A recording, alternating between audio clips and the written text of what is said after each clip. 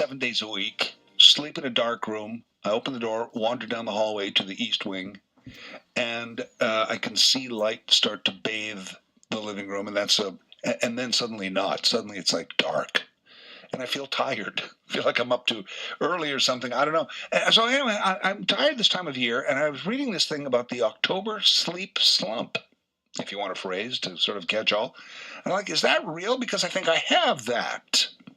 Our guest is a pediatric sleep consultant, babiesbestsleep.com. So we'll talk about children and adults in sleep here with our guest, Amanda Jewson. Hello, Amanda. Hi, how are you? I'm a little tired, but okay. I had to chuckle when I heard you talk about that because it's such a phenomenon. People don't realize it. We are such creatures of the sun. Well, see, and I thought it was because I love summer, and I thought summer winding down. Maybe I've got a little seasonal affect disorder or something because I'm always feeling a little tired and sluggish. I thought that was it. And that's a real thing, too. That can actually be seasonal affective disorder, otherwise known as SAD, is something to be considered. But it really does affect our sleep, especially as adults. It really affects our kids. But there's a whole bunch of stuff happening in October that really does bring us down. Okay, I want to get back, though, to the creatures of the sun. So you're saying even if we're not outdoors people, we still get into a rhythm, or we love the sun, we love the light. Is that it? Oh, 100%. So, as you mentioned, I'm a pediatric sleep consultant. I mainly help babies and children get to sleep. And I can set my watch to it. In April or May, my inbox is full of emails from moms and dads reaching out because suddenly their super great sleeper is no longer sleeping. And my first question to them is, do you have blackout blinds? Which feels very weird to them. And they're like, why? Why would you say that? Well, I always say children are like roosters. When they see the sun, they will crow. And you'll notice it any other way in October. When the sun goes down, our babies start actually sleeping a little bit later. They're easier to put down at night because it's darker at night. If you find it easier to wake up in the summer, that's why. The sun sets our whole body rhythm. And so when it's a little bit darker, when it's a little bit lighter, we react as such. So we don't grow out of it, maybe a little bit, but do we grow out of it? I don't really think that we do. I think that some people just get better at handling it. For myself, I am not a morning person. I love sleep so much, I just went into the business.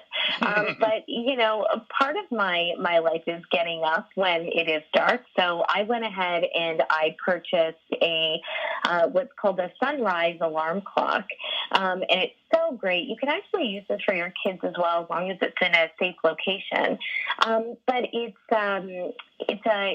sort of a globe light. I'm making a motion that your listeners can't see, but it replicates the sun, and about 20 to 40 minutes before you'd like to wake up, it slowly emits light from this orb, and it helps us. It tells the brain, hey, the sun is rising, and then we wake up and we feel so refreshed because the brain's like, oh, the sun is coming. Let's wake up now. It's time to be awake. Okay, and that works. You're saying for children or for everybody?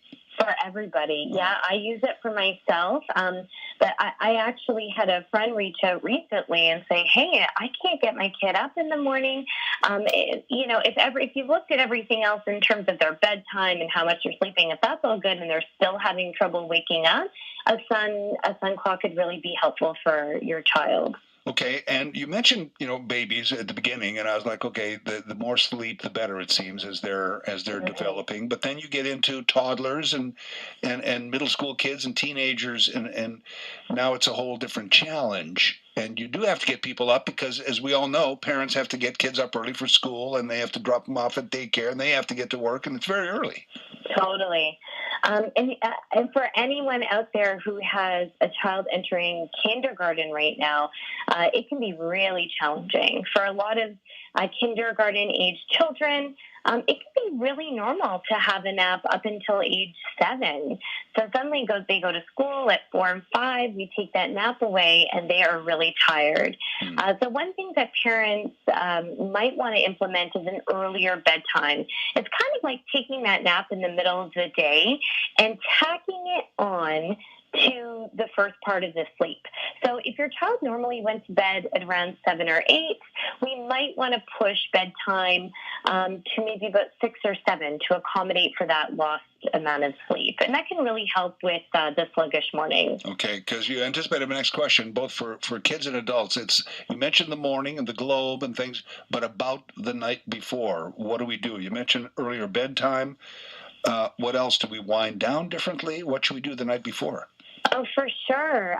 For younger children, there's a lot going on during the day. Before I was a sleep consultant, I actually was an educator, a teacher for about 10 years. And I can tell you, it's a lot of information they're processing, especially at school is a new thing. October is also generally for older kids when assignments start coming in. You see that for tests or quiz start coming in around this time. That might mean the night before we need to do some wind down activities. There are lots of great kid meditations that you can implement. There are kid meditation cards that you can buy at your local bookstore, or simply just having a screen-free hour where you're chatting, the lights are low, and you're doing some pretty low energy activities. The October sleep slump, do we start to get out of it if we have these good habits? Or we try and implement these things, are we out of it by November, December? Unfortunately, I don't think so. Okay. I think that it usually sets in around October for a couple of reasons. September is really busy. The shine of the new school year is upon us, and we're just coming out of summer. October is sort of when it starts because we have less light. Usually, as the days get shorter, it can be a tough thing. Winter is tough for Canadians, but make sure that when you do have your daylight hours, you are experiencing the sun. Go out, let the sun shine on your face. Even if it's freezing cold, it can do you some good. Yeah, I hear you on that. It's a very positive thing. I'm actually kind of feeling a little refreshed having had this conversation here now. And some goals to things here, goals to do and accomplish here with regards to sleep. Amanda Jewson, thank you so much.